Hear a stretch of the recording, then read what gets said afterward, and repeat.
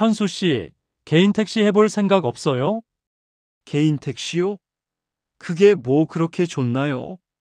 나이 제한도 없고 특별한 기술도 필요 없잖아요. 우리 같은 사람들한테는 마지막 생계 수단이에요. 게다가 면허 가격이 계속 오르고 있어요. 지금이 적기예요.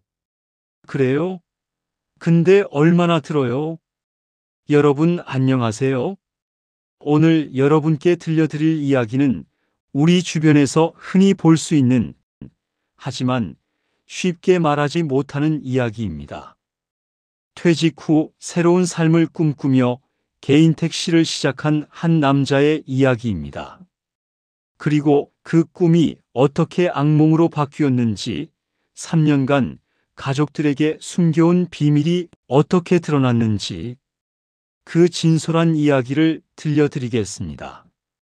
혹시 지금 화면을 보고 계신 여러분 중에도 비슷한 고민을 하고 계신 분이 있으신가요?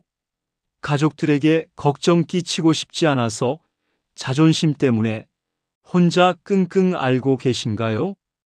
2022년 10월 15일에 부산의 한 대기업 본관 사무실에서 65세인 김현수 씨는 손에 퇴직금 통장을 쥐고 서 있었습니다. 31년간의 한 회사에서 성실하게 일한 대가로 받은 퇴직금은 1억 3,500만 원이었습니다. 김현수 씨, 정말 수고 많았어요.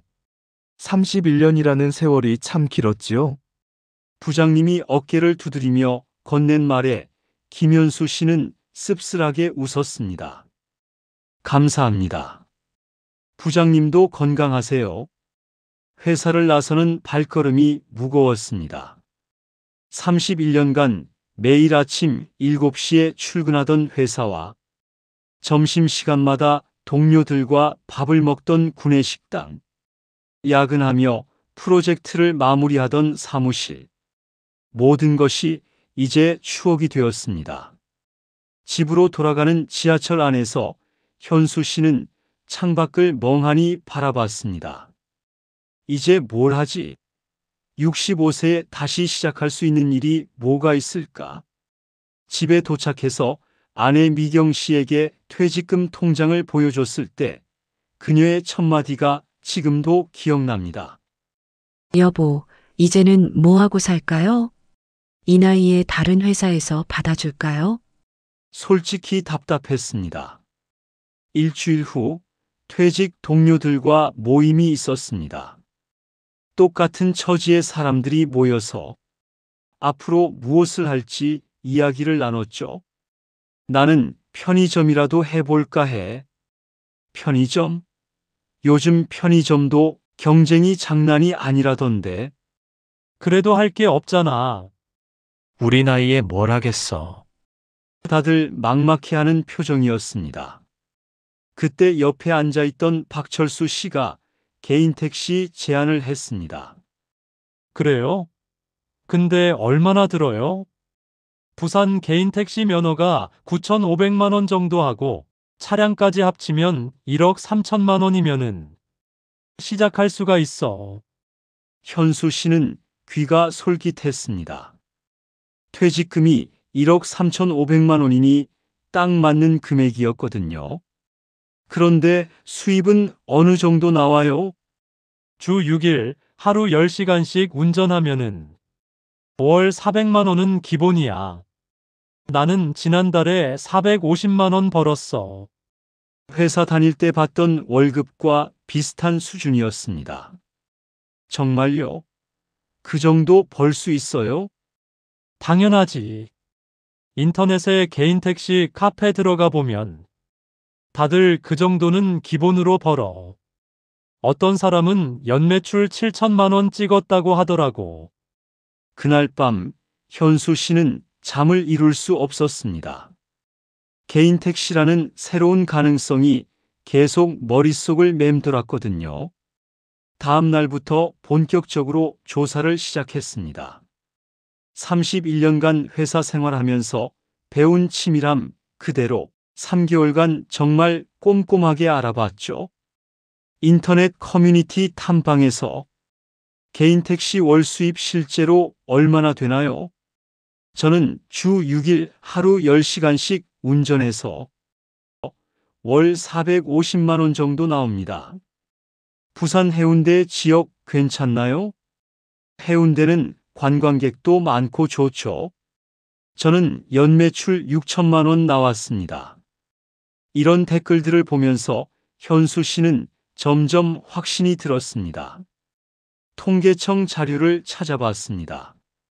전국 개인 택시 종사자가 16만 명 정도로 이 중 부산이 2만 명 정도였습니다. 시장 규모가 상당했죠. 개인 택시 기사들의 평균 연매출은 5천만 원에서 6천만 원, 월로 계산하면 400에서 500만 원 수준이었습니다. 이 정도면 충분히 먹고 살 수 있겠어. 현수 씨는 엑셀을 켜고 꼼꼼하게 계산하기 시작했습니다. 마이너스 유류비 150만 원, 마이너스 보험료 30만 원, 마이너스 차량 정비비 20만 원, 마이너스 기타 경비 30만 원, 순수익 270만 원. 회사 다닐 때 받던 월급이 300만 원 정도였으니 비슷한 수준이었습니다. 마이너스 개인 택시 면허 9,500만 원, 마이너스 차량 2022년식 소나타 3천만 원, 마이너스 택시 미터기 및 각종 장비 300만 원, 마이너스 등록비 및 보험료 200만 원, 총 투자금 1억 3천만 원, 퇴직금이 1억 3,500만 원이니 500만 원이 남았습니다. 어느 날 저녁 현수 씨는 조심스럽게 아내에게 말을 꺼냈습니다.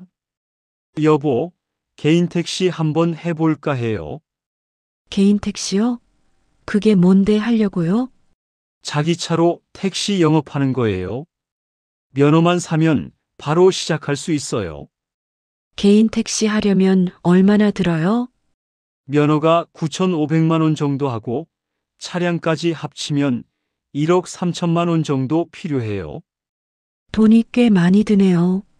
그런데 수입은 얼마나 돼요? 월 400만 원 이상 벌 수 있대요. 우리 나이에 이런 수입을 올릴 수 있는 일이 어디 있겠어요? 미경 씨도 점점 관심을 보였습니다. 당신이 31년간 운전했으니까. 운전 실력은 믿을만 하고요. 부산 지리도 잘 아시잖아요. 정말 그랬습니다. 31년간 회사 생활을 하면서 부산 곳곳을 누비고 다녔거든요. 해운대, 광안리, 서면, 남포동, 골목길까지 훤히 알고 있었어요. 게다가 나이 제한도 없다고 하니까 우리한테 딱 맞는 일인 것 같아요. 그래요? 그럼 한번 해봐요. 당신을 믿어요. 2022년 10월 말에 드디어 결정을 내렸습니다.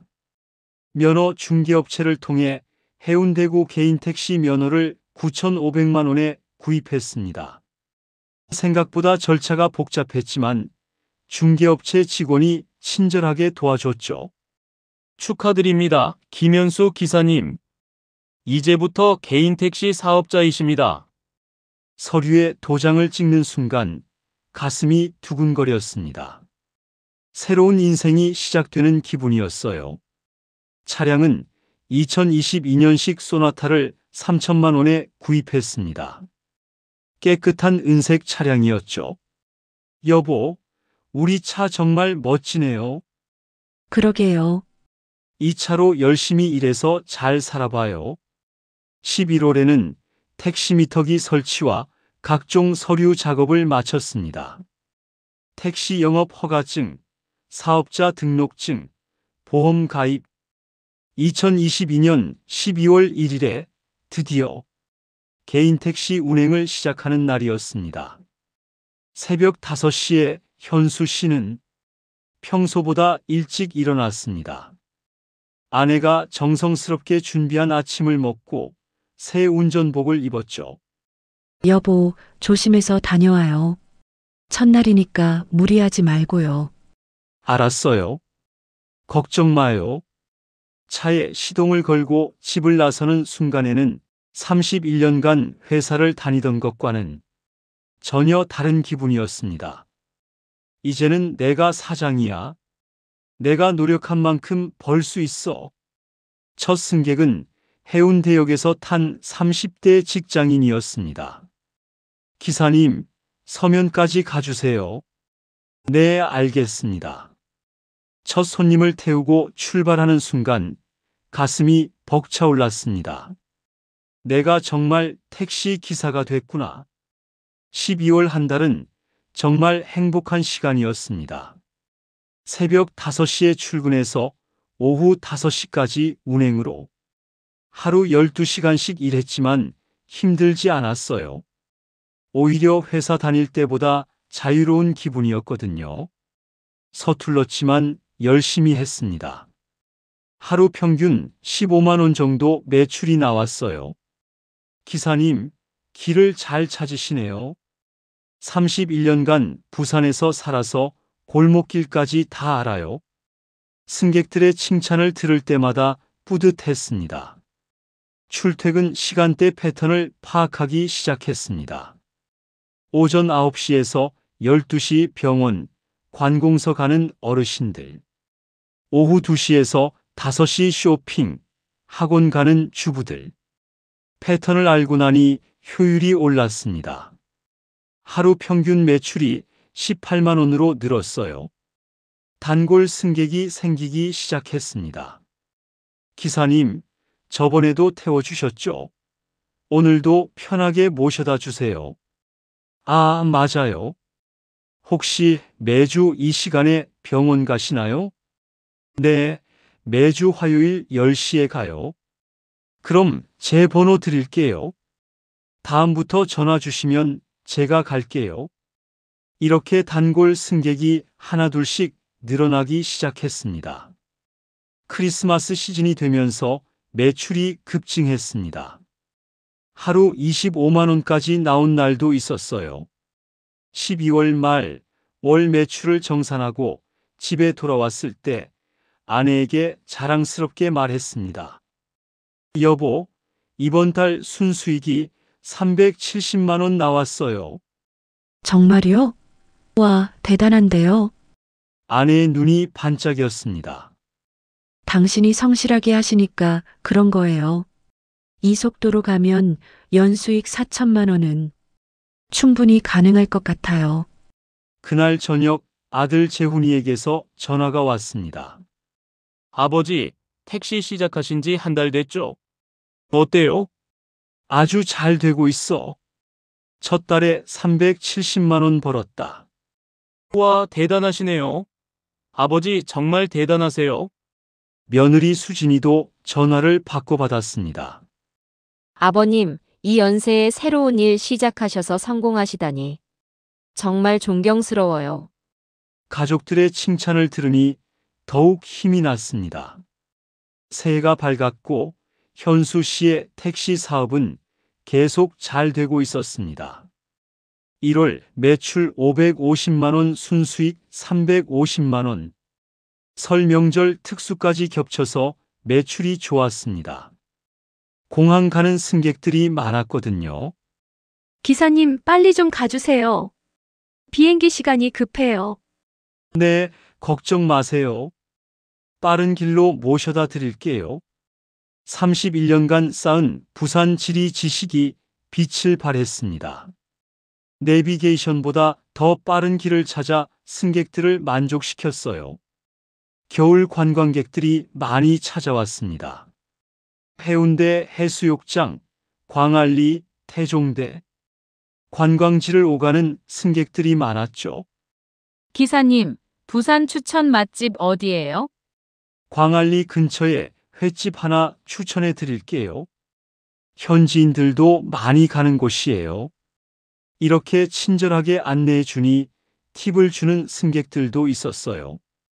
봄이 되면서 꽃 구경 가는 승객들이 늘었습니다. 기사님, 벚꽃 구경 가기 좋은 곳 어디예요? 삼락생태공원 추천드려요. 지금 벚꽃이 만발했을 거예요. 평균 월 345만 원을 벌었습니다. 3월 말 현수 씨는 자신감이 넘쳤습니다.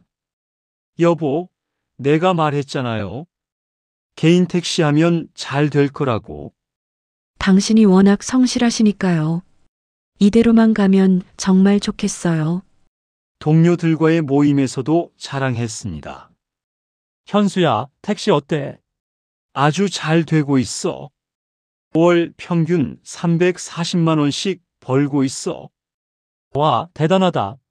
나도 개인 택시 할 걸 그랬나? 동료들의 부러워하는 눈빛을 받으며 현수 씨는 뿌듯했습니다. 역시 내 선택이 옳았어. 개인 택시는 정말 좋은 일자리야. 하지만 이 행복이 얼마나 짧을지 그때는 몰랐습니다. 4월 첫째 주 현수 씨는 뭔가 이상하다는 걸 느끼기 시작했습니다. 이상하네. 손님이 예전만큼 안 잡혀. 대기 시간이 길어졌습니다. 예전에는 손님을 내려주면 바로 다음 콜이 왔는데 점점 기다리는 시간이 늘어나기 시작했거든요. 전주 대비 20만 원이나 떨어졌습니다. 일시적인 현상이겠지. 다음 주면 나아질 거야. 4월 둘째 주 매출 105만 원.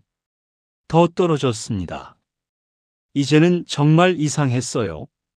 거리에 나가보니 택시가 정말 많아진 게 눈에 보였습니다. 신호등에서 기다릴 때 앞뒤로 택시들이 줄지어 있었어요. 아저씨, 택시 많이 늘었죠? 편의점 주인이 말을 걸었습니다. 그러게요. 요즘 확 늘어난 것 같아요. 경기가 안 좋아서 다들 택시로 몰린다더라고요. 건설 쪽도 안 좋고요. 자영업도 망하는 사람 많아서요. 인터넷 뉴스를 검색해 봤습니다. 개인 택시 면허 발급 역대 최대. 퇴직자들 몰리고 건설 경기 악화로 5, 60대 택시 업계로 대거 유입되고 있고요. 자영업 폐업 증가, 개인 택시가 대안으로 떠오른다는 충격적인 기사들이 쏟아졌습니다. 개인 택시 커뮤니티에 들어가 봤더니 비슷한 하소연이 가득했습니다. 요즘에 매출이 너무 떨어져요. 작년 이맘때랑 30% 차이 나요. 저도요. 대기 시간만 길어지고 신규 기사들이 너무 많이 들어와서 경쟁이 살인적이에요. 현수 씨는 가슴이 철렁했습니다. 이건 일시적인 게 아니구나. 구조적인 문제야. 전달 대비 120만 원이나 떨어졌습니다. 그래도 현수 씨는 아내에게 사실대로 말했습니다. 여보, 이번 달은 좀 안 좋았어요. 220만 원 나왔어요. 어머, 많이 떨어졌네요. 무슨 일 있어요? 택시가 너무 많이 늘어나서 경쟁이 심해졌어요. 하지만 곧 나아질 거예요. 그래요? 당신이 성실하니까 괜찮을 거예요. 아내의 믿음이 부담스럽기 시작했습니다. 이제는 정말 심각한 수준이었어요. 하루 12시간씩 운전해도 예전만큼 벌 수 없었습니다. 대기 시간이 너무 길었거든요. 이런 젠장. 이러다가 정말 큰일 나겠어. 재앙이었습니다. 순수익이 120만 원밖에 안 남았어요. 아내가 조심스럽게 물었어요. 여보, 이번 달은 어떠셨어요? 그 순간 현수 씨의 입에서 나온 말은 자신도 예상하지 못한 것이었습니다. 300만 원 정도 나왔어요. 실제로는 120만 원이었는데 300만 원이라고 거짓말을 한 겁니다. 300만 원이면 나쁘지 않네요. 요즘 경쟁이 심하다더니 그래도 괜찮네요. 아내의 안도하는 표정을 보니 더 이상 진실을 말할 수가 없었습니다. 왜 거짓말을 했지? 나는 왜 이러는 거야? 하지만 이미 내뱉은 말을 되돌릴 수는 없었습니다. 그날 밤 현수 씨는 잠을 이룰 수 없었습니다. 처음으로 아내에게 거짓말을 했다는 죄책감이 밀려왔거든요. 일시적인 거야. 다음 달부터는 나아질 거야. 그럼 솔직하게 말할 수 있어. 하지만 이것은 시작에 불과했습니다. 7월이 되자 더 심각한 문제가 생겼습니다. 차량 할부금 납부일이 다가오는데 통장 잔고가 부족한 겁니다. 6월 순수익 120만 원, 마이너스 차량 할부금 80만 원, 마이너스 생활비 100만 원, 부족액 60만 원. 할 수 없이 적금에서 돈을 빼기 시작했습니다. 일시적인 현상이야. 조금만 버티면 상황이 나아질 거야. 하지만 상황은 나아지지 않았습니다. 7월 월 매출 290만 원, 순수익 90만 원. 8월 월 매출 270만 원, 순수익 70만 원. 9월 월 매출 250만 원, 순수익 50만 원. 거짓말이 눈덩이처럼 커졌습니다. 더 큰 문제는 아내 앞에서 계속 거짓말을 해야 한다는 것이었습니다. 여보, 이번 달은 어떠셨어요? 280만 원 정도 나왔어요. 요즘 좀 어렵긴 하지만 그래도 버틸만 해요. 그래도 다행이네요. 우리 나이에 이 정도면 정말 감사한 일이에요. 아내의 말을 들을 때마다 가슴이 아팠습니다. 내가 뭘 하고 있는 거지? 왜 자꾸 거짓말을 하는 거야? 아들 재훈이도 가족 단톡방에 메시지를 올렸습니다. 아버지, 택시 잘 되시는 것 같아서 다행이에요. 건강만 조심하세요. 며느리 수진이도 댓글을 달았습니다. 아버지, 정말 대단하세요. 이 나이에 새로운 일 하셔서 성공하시다니. 이런 메시지를 볼 때마다 현수 씨는 너무 힘들었습니다. 성공? 난 지금 완전히 실패하고 있는데. 연체 고지서의 증가. 9월부터는 공과금 고지서들이 하나둘씩 쌓이기 시작했습니다. 전기세, 수도세, 인터넷 요금, 아파트 관리비. 연체되면 안 되는 것들이었지만 당장 손에 돈이 없으니 어쩔 수 없었어요. 현수 씨는 아내가 우편함을 확인하기 전에 먼저 나가서 고지서들을 챙겨오는 것이 일상이 되었습니다. 빨간 글씨로 최종 독촉이라고 적힌 고지서들을 신문 사이에 끼워서 숨겨두는 일이 습관이 되어버렸어요. 여보, 요즘 전기세 고지서가 안 온 것 같은데요. 아, 그거 제가 온라인으로 납부하려고 가져다 뒀어요. 요즘은 온라인이 편하잖아요. 또 거짓말이었습니다. 더 심각한 문제는 건강이었습니다. 하루 12시간씩 앉아서 운전하다 보니 허리가 너무 아팠어요. 디스크 증상이 나타나기 시작했습니다. 병원에 가야 한다는 걸 알고 있었지만 병원비가 부담스러워서 약국에서 진통제만 사서 먹었습니다. 새벽 4시 허리 통증으로 잠에서 깼습니다. 소리를 내지 않으려고 이를 악물었습니다. 아내가 깰까 봐요. 조심스럽게 침대에서 일어나 거실로 나왔습니다. 냉장고에서 물을 꺼내 진통제를 삼켰어요. 이 정도로 포기할 나는 아니야. 33년간 회사에서 버텨온 내가. 하지만 몸은 정직했습니다. 점점 더 악화되고 있었어요. 어느 날 새벽 3시에 현수 씨는 거실에서 하고 있던 일은 남들이 보면 이상할 수도 있었습니다. 그때까지 상황이 나아질까? 솔직히 확신이 없었습니다. 택시 과포화 상황은 더 심해지고 있었고 새로운 기사들은 계속 늘어나고 있었거든요. 하지만 그만둘 수도 없어. 1억 원을 투자한 면허를 포기할 수는 없어. 무엇보다 가족들에게 실패했다고 인정하는 것이 가장 어려웠습니다. 10월 어느 날 동네 슈퍼 앞에서 박철수 씨를 만났습니다. 개인 택시를 추천해 준 그 동료였죠. 현수 씨, 요즘 어때요? 택시 장사 잘 되고 있어? 글쎄요. 예전만큼은 안 되네. 너무 택시가 많아진 것 같아. 그러게 말이야. 나도 요즘 대기 시간이 길어진 걸 느끼고 있어. 철수 씨도 힘들어 보였습니다. 솔직히 말하면 요즘 정말 힘들어. 매출이 반토막 났어. 나도야. 처음 시작할 때랑 완전히 다르더라고.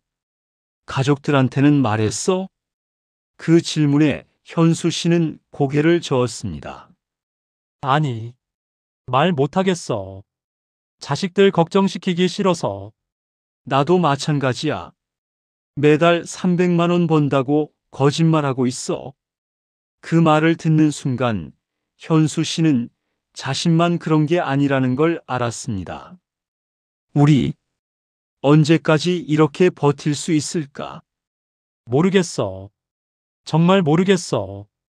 두 사람은 한참을 말없이 서 있었습니다. 11월 어느 날 위기가 찾아왔습니다. 여보, 이게 뭐예요? 아내가 손에 들고 있는 빨간 봉투를 보는 순간 온몸에 식은땀이 흘렀습니다. 전기세 연체 고지서였어요. 제가 신문 사이에 숨겨둔 것이 바람에 떨어진 모양이었습니다. 아, 그거. 그냥 납부 기한 확인하려고 가져다 둔 거예요. 근데 왜 빨간 글씨로 최종 독촉이라고 적혀 있어요? 심장이 쿵쾅거렸습니다. 아, 그거 컴퓨터 오류예요. 이미 납부했는데 시스템이 늦게 반영된 것 같아요. 나중에 전화해서 확인해 볼게요. 정말요? 그런 일도 있나요? 아내의 눈빛이 예사롭지 않았습니다. 30년을 함께 산 사이인데 제 거짓말을 모를 리가 없었거든요. 다행히 그때 재훈이에게서 전화가 왔습니다. 12월 초에 며느리 수진이가 손자 민준이를 데리고 집에 왔습니다. 아버지, 죄송한데요. 민준이 체험학습비 좀 도와주실 수 있을까요? 이번 달 재훈 씨 회사에서 상여금이 늦어져서요. 얼마나 필요해요? 15만 원이요. 체험학습비랑 준비물 사는 비용이에요. 그 순간 현수 씨의 가슴이 철렁했습니다. 통장에 남은 돈이 12만 원밖에 없었거든요. 그거 말이 막혔습니다. 손자 학용품비도 선뜻 못 주는 할아버지라니. 아버지, 며느리가 이상하다는 듯 바라봤습니다. 아, 돈이 좀 묶여 있어서 다른 곳에 투자해 놓아서 당장 현금이. 그래요? 그럼 괜찮아요, 아버지. 재훈 씨한테 얘기해 볼게요. 잠깐만 기다려봐요. 현수 씨는 서둘러 방으로 들어가서 숨겨둔 비상금을 꺼냈습니다. 아내가 급할 때 쓰라고 몰래 모아둔 20만 원이었어요. 이것까지 써버리면 정말 아무것도 안 남는데. 하지만 손자 앞에서 할아버지의 체면을 잃을 수는 없었습니다. 여기 있어. 15만 원. 감사해요, 아버지. 나중에 꼭 갚을게요.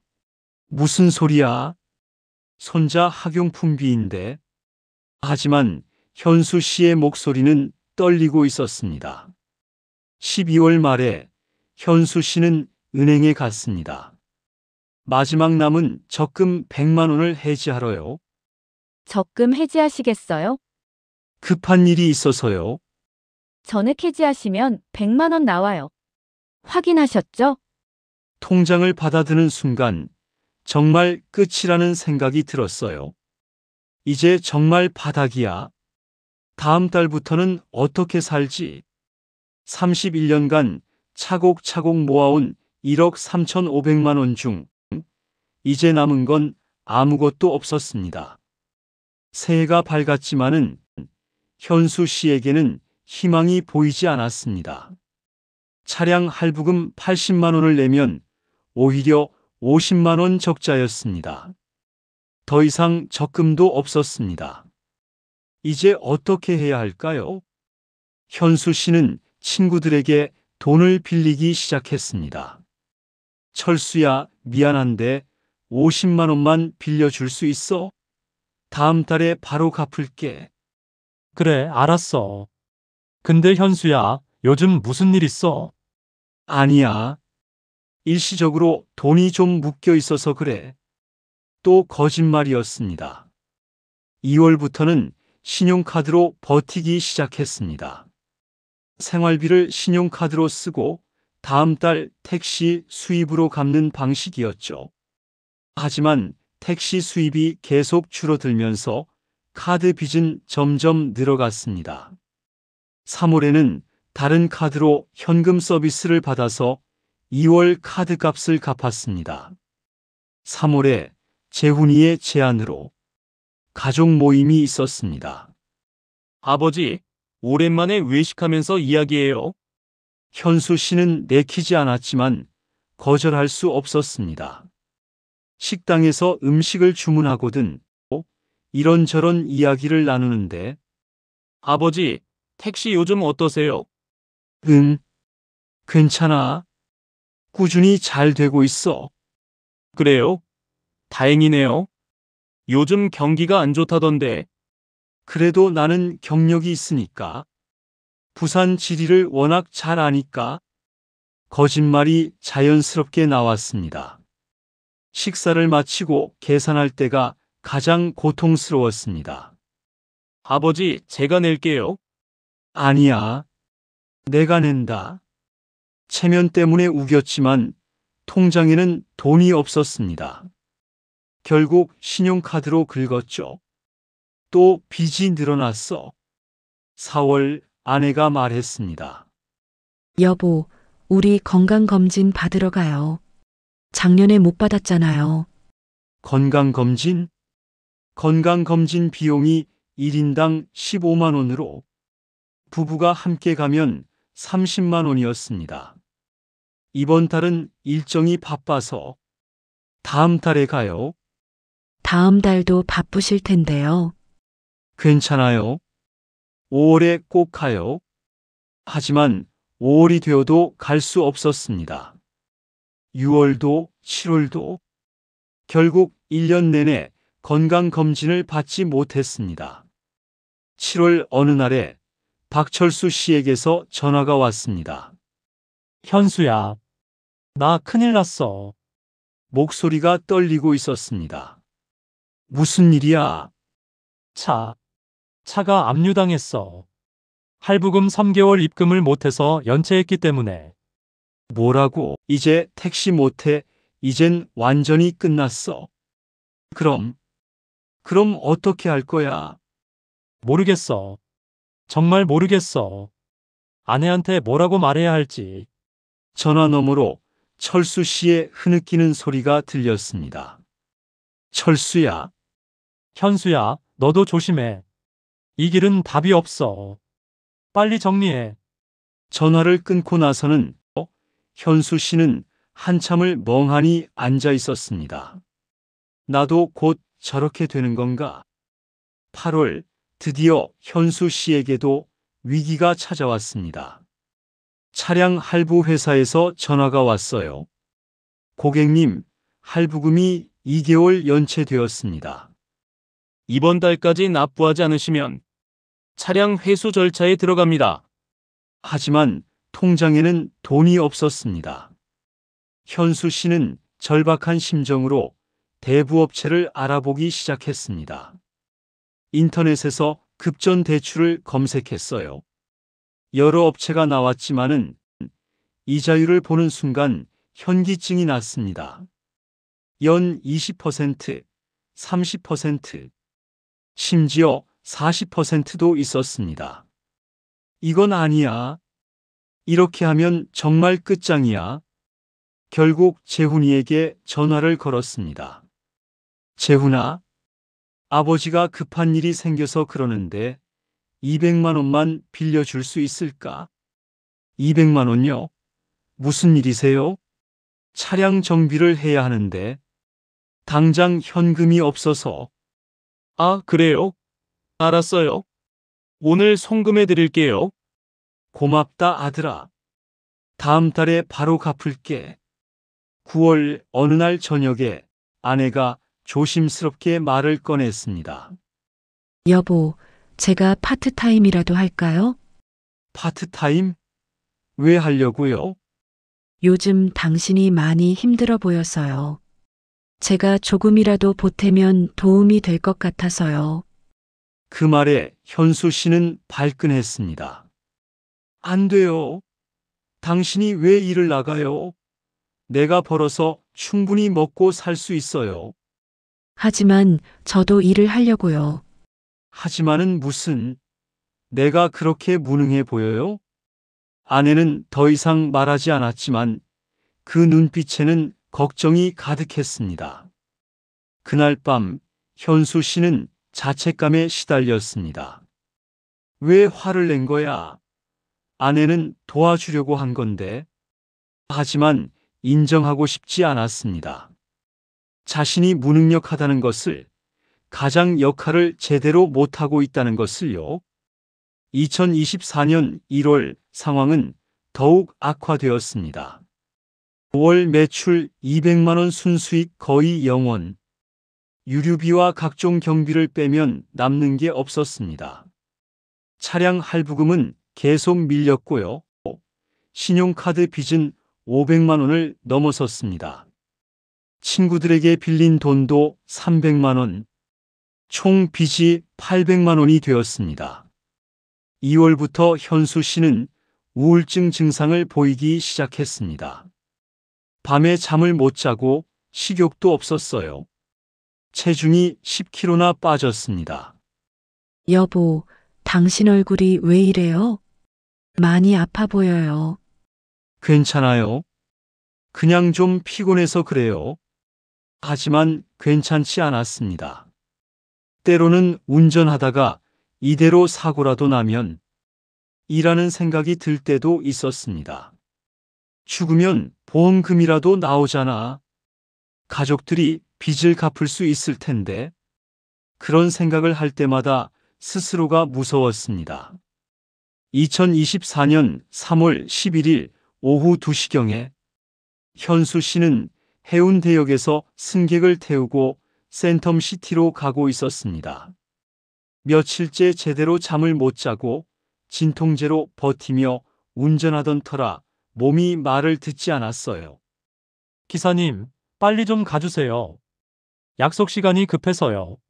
승객이 뒤에서 재촉하는 소리가 들렸지만은 갑자기 눈앞이 어지러지해지기 시작했습니다. 이상해. 왜 이렇지? 핸들을 잡은 손에 힘이 빠지면서요. 차가 조금씩 비틀거리기 시작했어요. 기사님, 괜찮으세요?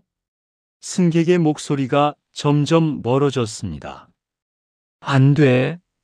마지막에 힘을 내서 도로가 길 옆에 세우려고 했지만 그 순간 완전히 정신을 잃었습니다. 환자분, 의식이 돌아오셨네요. 괜찮으세요? 눈을 떴을 때에는 하얀 천장과 의사 선생님의 얼굴이 보였습니다. 여기가 어디죠? 병원 응급실이에요. 택시 운전 중에 의식을 잃으셔서 119가 출동했어요.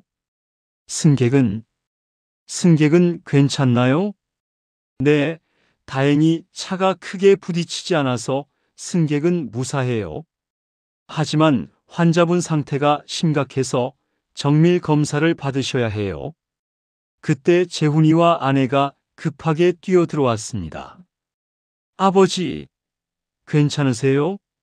여보, 정말 놀랐어요. 아내의 눈에는 눈물이 가득했습니다. 의사 선생님이 심각한 표정으로 설명했습니다. 과로와 스트레스로 인한 급성 탈진 증상입니다. 혈압도 상당히 높고요. 당뇨 수치도 위험 수준이에요. 당장 입원해서 치료받으셔야 합니다. 52만 원의 벽. 검사를 모두 마치고 수납 창구로 갔을 때였습니다. 응급실 진료비와 각종 검사비 합쳐서 52만 원 나왔습니다. 그 순간 현수 씨의 머릿속이 하얘졌습니다. 주머니를 뒤져봤습니다. 지갑을 열어봤습니다. 8만 원. 겨우 8만 원밖에 없었습니다. 어떻게 하지? 52만 원을 어떻게? 손이 떨리고 식은땀이 흘렀습니다. 아버지, 제가 낼게요. 재훈이가 카드를 꺼냈습니다. 아니야. 내가. 아버지, 지금 그럴 때가 아니에요. 재훈이는 현수 씨의 말을 듣지 않고 카드로 결제했습니다. 그 순간 현수 씨는 깨달았습니다. 집으로 돌아와서 온 가족이 거실에 모였습니다. 재훈이, 며느리 수진이, 그리고 아내 미경 씨 모두 심각한 표정이었습니다. 아버지, 솔직히 말씀해 주세요. 지금 경제 상황이 어떻게 되는 거예요? 재훈이의 목소리는 차분했지만 단호했습니다. 별일 없어. 그냥 현금이 좀 부족할 뿐이야. 52만 원도 없으시면서 별일 없다고요? 그건 아버지, 통장 좀 보여주세요. 왜 자꾸 통장을 보자고 해? 아버지가 거짓말하고 계시는 것 같아서요. 그 말에 현수 씨는 발끈했습니다. 거짓말? 아버지를 거짓말쟁이 취급하는 거야? 하지만 재훈이는 물러서지 않았습니다. 그럼 증명해 주세요. 통장 내역으로요. 결국 현수 씨는 어쩔 수 없이 통장을 꺼냈습니다. 재훈이가 통장 내역을 확인하는 동안에 온 가족이 조용히 기다렸습니다. 시간이 멈춘 것 같았습니다. 아버지, 재훈이의 얼굴이 창백해졌습니다. 이게 뭐예요? 잔액이 8만 원밖에 없고요. 최근 3개월 입금 내역이 거의 없어요. 그게 그리고 이건 뭐예요? 적금 해지 내역이 이렇게 많아요? 1억 원이 넘는 적금을 다 해지하셨어요? 아내도 충격받은 표정으로 현수 씨를 바라봤습니다. 여보, 이게 정말이에요? 우리 노후 자금을 다? 더 이상 숨길 수 없었습니다. 미안해. 정말 미안해. 목이 메어 말이 나오지 않았습니다. 재훈이가 떨리는 목소리로 물었습니다. 아버지, 혹시요? 택시로 돈을 못 버신 거예요? 정말로요? 3년 동안 월 300만 원씩 번다고 하신 게 거짓말이었어요? 그 순간 현수 씨는 완전히 무너졌습니다. 미안하다, 정말 미안하다. 눈물이 쏟아졌습니다. 아버지, 왜 그러셨어요? 왜 3년 동안이나 거짓말을 하신 거예요? 재훈이의 목소리에 실망감이 가득했습니다. 자식들, 걱정시키기 싫어서. 그게 그렇게 큰 잘못이냐? 잘못이 아니라 배신감이에요. 저희가 아버지를 믿었는데요. 며느리 수진이도 충격받은 표정으로 말했습니다. 그러면요, 아버지요. 그럼 지금까지 생활비는요?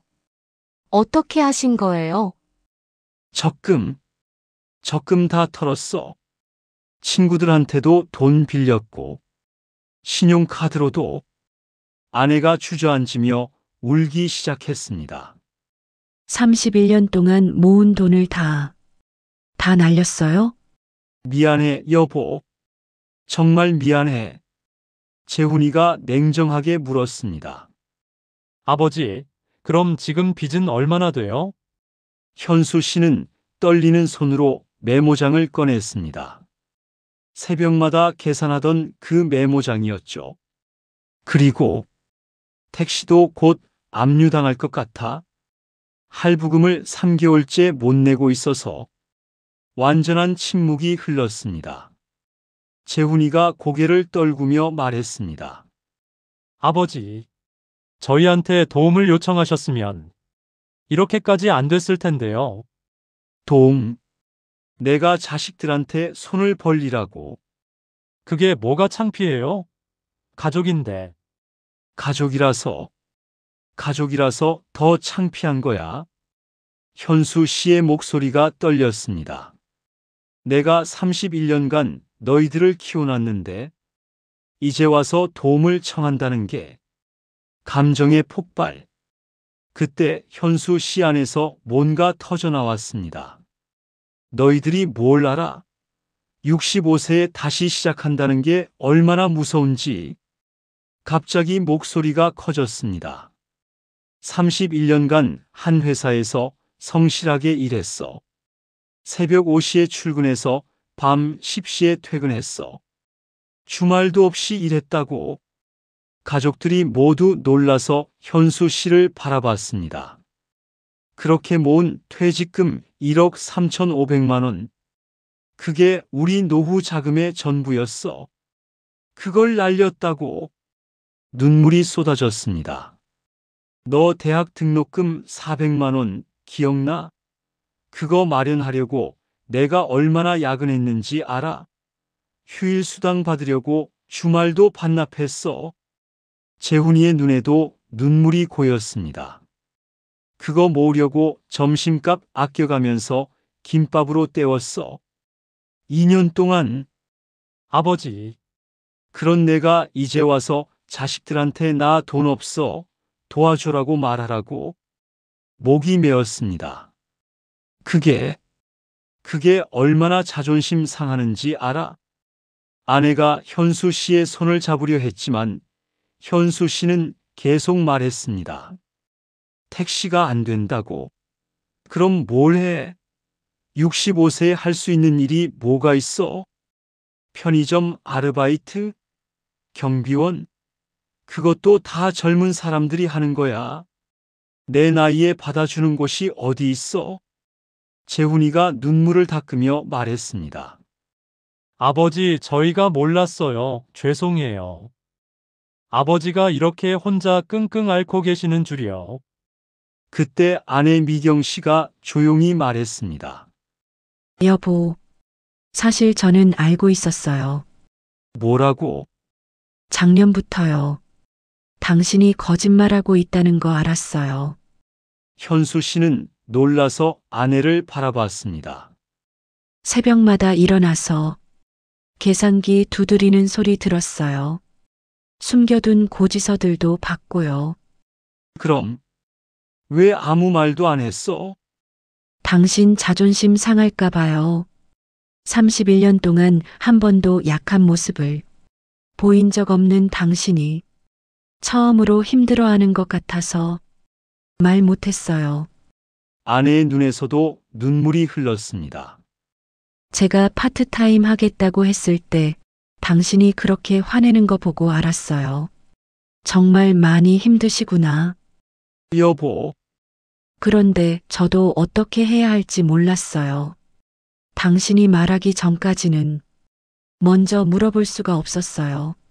부부는 한참을 껴안고 울었습니다. 며느리 수진이도 조심스럽게 말했습니다. 아버지, 저도 사실은 작년부터 이상하다고 느꼈어요. 수진이도? 민준이 학용품비 드릴 때에 아버지가 방에서 비상금을 꺼내시는 거 봤어요. 현금이 없으신 것 같아서요. 그걸 봤구나.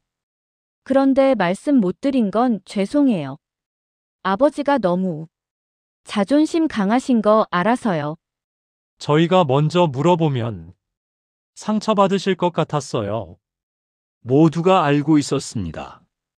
잠시 침묵이 흐른 후에 재훈이가 말했습니다. 아버지, 빚은 제가 갚을게요. 뭐라고? 1,100만 원을? 제가 다 갚아드릴게요. 안 돼. 그럴 수 없어. 아버지, 저희가 도와드리고 싶어요. 정말로요. 하지만 재훈이가 현수 씨의 손을 잡았습니다. 아버지, 저희가 바라는 건 아버지의 성공이 아니에요. 그럼 뭐야? 아버지가 건강하시고 행복하신 거예요. 그게 전부예요. 수진이도 고개를 끄덕이며 말했습니다. 아버지, 택시가 안 됐다고 해서 아버지가 무능한 건 아니에요. 31년간 저희를 키워주신 것만으로도 충분히 훌륭하신 아버지세요. 아내도 현수 씨를 꼭 안으며 말했습니다. 여보, 당신이 실패했다고 해서 제가 당신을 덜 사랑하는 게 아니에요. 31년 동안 성실하게 가족을 지켜주신 거, 그것만으로도 충분해요. 현수 씨는 한참을 울었습니다. 3년간 혼자 짊어지고 있던 무거운 짐을 드디어 내려놓는 순간이었습니다. 며칠 후 가족들이 다시 모여서 앞으로의 계획을 세웠습니다. 아버지, 택시는 정리하는 게 좋을 것 같아요. 알아. 나도 그렇게 생각해. 그럼 앞으로 뭘 하실 계획이세요? 현수 씨는 잠시 생각하다가 말했습니다. 우리 아파트 경비원 자리가 비었다던데 거기 지원해 볼까 해. 경비원이요? 월급은 150만 원밖에 안 되지만 출퇴근 시간이 정확하고 집에서 가깝고 그리고 무엇보다 현수 씨는 잠시 말을 멈췄다가 계속했습니다. 거짓말하지 않아도 되니까. 재훈이가 웃으며 말했습니다. 좋아요, 아버지. 그게 아버지를 편하게 해드린다면요. 월급이 너무 적은 거 아니에요? 수진이가 걱정스럽게 물었습니다. 괜찮아요. 우리 둘이서 살기에는 충분해요. 아내가 대답했습니다. 그리고 저도 파트타임 하나 구할게요. 마트 계산원이라도요. 여보, 괜찮아요. 제가 하고 싶어서 하는 거예요. 함께 일하면 더 즐거울 것 같아요. 2024년 4월 현수 씨는 택시와 작별했습니다. 할부금을 갚지 못해 결국 차량은 압류되었고 면허는 3천만 원에 팔렸습니다. 1억 원에 샀던 면허를 3천만 원에 판 것. 7천만 원의 손실이었습니다. 하지만 이상하게 후회되지 않았습니다. 마지막으로 택시를 정리하는 날에 현수 씨는 차 안에 혼자 앉아 있었습니다. 1년 반. 짧다면 짧고 길다면 긴 시간이었어. 핸들을 쓰다듬으며 추억을 떠올렸습니다. 처음 손님을 태웠을 때의 설렘, 단골 손님들과 나눴던 대화, 부산 곳곳을 누비며 느꼈던 자유로움. 하지만 동시에 떠오르는 것들도 있었습니다. 매일 밤 계산기를 두드리던 불안함과 가족들에게 거짓말하던 죄책감으로 빚에 쫓기던 공포가 이제 끝이야. 정말 끝이야. 현수 씨는 차에서 내려와 문을 닫았습니다. 2024년 5월 1일에 현수 씨는 아파트 경비원으로 첫 출근을 했습니다. 새벽 5시 30분에 경비실에 도착해서 근무복을 입었습니다. 새로 오신 김현수 기사님이시죠? 저는 박상철입니다. 선배 경비원이 반갑게 맞아주었습니다. 잘 부탁드립니다. 일은 어렵지 않아요. 차량 출입 관리하고 택배 받고 민원 처리하고 천천히 배우시면 돼요. 일은 생각보다 단순했습니다. 오전 6시부터 오후 2시까지 8시간 근무로 택시할 때 12시간보다 훨씬 짧았죠. 경비 아저씨 안녕하세요. 좋은 하루 되세요. 출근하는 주민들이 인사를 건넸습니다. 처음에는 어색했습니다. 건설회사 현장 소장이었던 제가 이제는 경비원이 된 거니까요. 하지만 그들의 인사가 따뜻하게 느껴졌습니다. 거짓말하지 않아도 되는 관계로. 이게 이렇게 편한 거구나. 오후 12시 점심시간이었습니다. 아내가 도시락을 들고 경비실에 찾아왔습니다. 여보, 점심 가져왔어요. 고마워요. 집에서 쉬고 있어도 되는데 당신 도시락 싸주는 게 제가 할 수 있는 일이잖아요. 도시락을 받아들면서 이런 소소한 행복이 진짜 행복이라는 걸 깨달았습니다. 31년간 매일 밖에서 사 먹던 점심을 이제는 아내가 정성껏 싸준 도시락으로 먹는다니 맛있어요. 역시 당신 손맛이 최고야. 그래요? 다행이네요.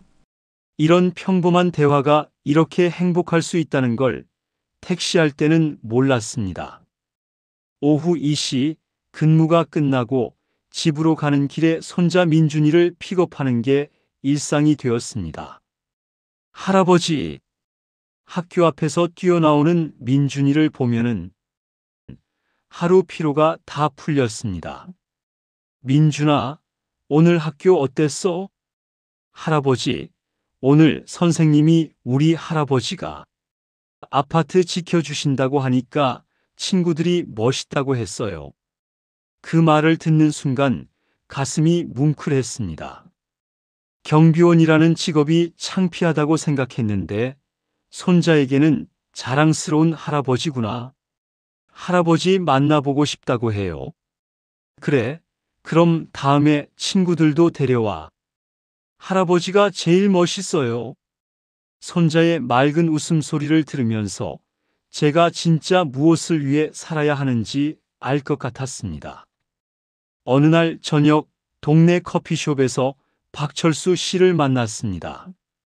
택시를 함께 시작했던 그리고 먼저 파산한 그 동료였죠. 현수야, 오랜만이야. 철수야, 요즘 어떻게 지내? 나는 마트에서 파트타임으로 하루 4시간씩 일하고 있어. 무엇보다 거짓말 안 해도 되니까 마음이 편해. 그 말에 깊이 공감했습니다. 그러게, 나도 경비원 하면서 처음으로 마음이 편해졌어. 현수야, 우리 1년 전만 해도 절망에 빠져 있었잖아. 맞아, 그런데 지금은 이렇게 웃으면서 이야기하고 있잖아. 그러게 후회 안 해. 1억 원짜리 택시 면허. 잠시 생각해 봤습니다. 처음에는 아까웠지만, 하지만 지금은 아니야. 그 1억 원 때문에 3년간 거짓말하고 살았으니까. 이제는 그런 무거운 짐 없이 살 수 있어서 좋아. 철수 씨도 고개를 끄덕였습니다. 맞아. 돈보다 중요한 게 있더라고. 6개월이 흘렀습니다. 2024년 9월 현수 씨의 하루는 이렇게 시작됩니다. 새벽 5시 30분 알람이 울렸습니다. 예전에는 이 시간이 고통이었지만 지금은 다릅니다.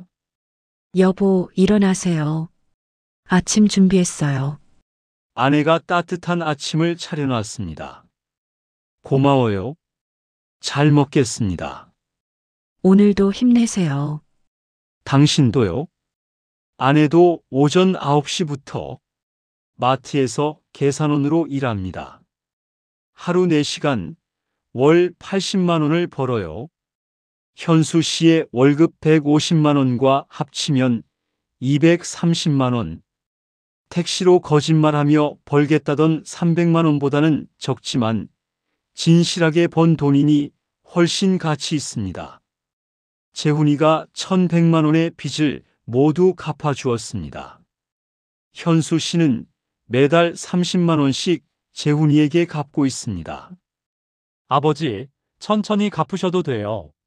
아니야. 빌린 돈은 갚아야지.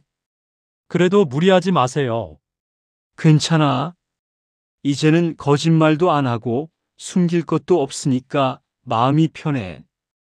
월급 230만 원 중에서 생활비 150만 원, 재훈이에게 갚는 돈 30만 원, 저축 50만 원. 빠듯하지만 행복합니다. 일요일 오후. 요즘 현수 씨가 가장 좋아하는 시간은 일요일 오후입니다. 온 가족이 근처 공원에 나가서 민준이와 축구를 하고 벤치에 앉아서 도시락을 먹는 시간이에요. 할아버지, 공 차요. 그래, 할아버지한테 패스해봐. 민준이가 공을 차면서 웃는 모습을 보면 이게 진짜 행복이라는 걸 깨닫습니다. 아버지, 이렇게 가족끼리 시간 보내는 거 참 좋네요. 수진이가 도시락을 나눠주며 말합니다. 그러게. 택시할 때는 일요일에도 나가야 했는데 재훈이도 맞장구를 칩니다. 아버지 건강이 최고예요. 돈보다 건강이 더 중요해요. 아내가 현수 씨의 어깨에 기대며 말합니다. 여보, 지금이 더 행복한 것 같아요. 나도 그래요. 정말 그래요. 정말 그랬습니다. 돈은 적어졌지만 마음은 훨씬 풍요로워졌어요. 어느 날 밤 경비실에서 야간 근무를 서면서 지난 3년을 돌아봤습니다. 1억 원을 투자해서 택시를 시작했던 그날에 정말 희망에 가득 찼었어요. 하지만 그 희망이 절망으로 바뀌고 거짓말로 가족들을 속이며 살았던 3년. 그런데 지금은 그 모든 것들이 제게 중요한 깨달음을 준 것 같습니다. 진짜 행복은 돈이 많고 적음에 있는 게 아니구나. 진짜 행복은 사랑하는 사람들과 진솔하게 지내는 거구나. 진짜 평화는 거짓말하지 않고서 떳떳하게 사는 거구나. 현수 씨는 경비실 창문 밖을 바라보며 혼자 중얼거렸습니다. 김현수, 너 참 바보같이 살았구나. 3년간 거짓말하느라 얼마나 힘들었어. 하지만 이제는 다릅니다. 2025년 10월 현수 씨는 경비원으로 일한 지 1년 반이 되었습니다. 이제는 완전히 적응했고 주민들과도 친해졌습니다. 경비 아저씨, 안녕하세요. 좋은 하루 되세요. 매일 아침 정겨운 인사를 주고받는 것이 일상이 되었습니다. 어느 날 재훈이가 좋은 소식을 가지고 왔습니다. 아버지, 제가 승진했어요. 정말 축하한다. 그래서 월급이 조금 올랐어요. 아버지한테 빌려주신 돈을 더 이상 안 갚으셔도 돼요. 무슨 소리야? 빌린 돈은 갚아야지. 아버지가 31년간 저한테 쓰신 돈 생각하면 이건 아무것도 아니에요. 재훈아, 진짜 요즘 표정이 많이 밝아지셨어요. 예전에는 뭔가 무거운 짐을 진 것 같으셨는데 그래. 지금이 훨씬 좋아 보이세요. 철수 씨도 요즘 잘 지내고 있습니다. 마트 일도 적응했고 부인과의 관계도 좋아졌다고 합니다. 현수야, 우리 요즘 참 잘 살고 있지? 그러게 1년 전에는 상상도 못했어. 택시 때문에 7천만 원을 날렸지만 후회는 안 해. 나도 마찬가지야. 그 경험이 나를 성장시켰으니까. 맞아. 이제는 돈보다 중요한 게 뭔지 알았잖아. 진실과 가족의 사랑이 중요한 것을. 2025년 10월 어느 날에 현수 씨는 경비실에서 지난 일들을 생각해 봅니다. 오늘로 경비원 생활 1년 6개월이 되었습니다. 월급은 150만 원으로 택시할 때 목표했던 300만 원의 절반도 안 되지만은 지금이 마음 편하고 행복합니다.